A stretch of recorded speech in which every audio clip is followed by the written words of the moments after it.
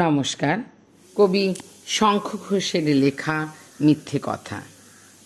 লোকে আমায় ভালোই বলে, দিব্যি চলন সই, দোষের মধ্যে একটু নাকি মিথ্যে কথা কই।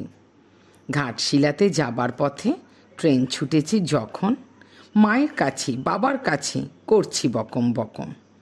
হঠাৎ দেখি মাঠের মধ্যে চলন্ত সব গাছে এক এক রকম ভঙ্গি ফোটে, এক এক রকম নাচে। ওমা দেখো নৃত্যনাট্য, যেই বলেছি আমি মা বকে দেয়, বড্ড তোমার বেড়েছে ফাজলামি। চিড়িয়াখানায় নাম জানো তো আমার সেজ মেশো, আদর করে দেখিয়েছিলেন পশুরাজের কেশর।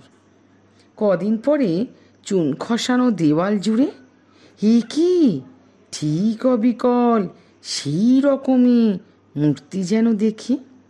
ক্লাসের মধ্যে যেই বলেছি সুরঞ্জনার কাছে, জানিস আমার ঘরের মধ্যে সিংহ বাঁধা আছে। শুনতে পেয়ে দিদিমণি অমনি বলেন, শোনো ওসব কথা আবার যেন না শুনি কক্ষনো।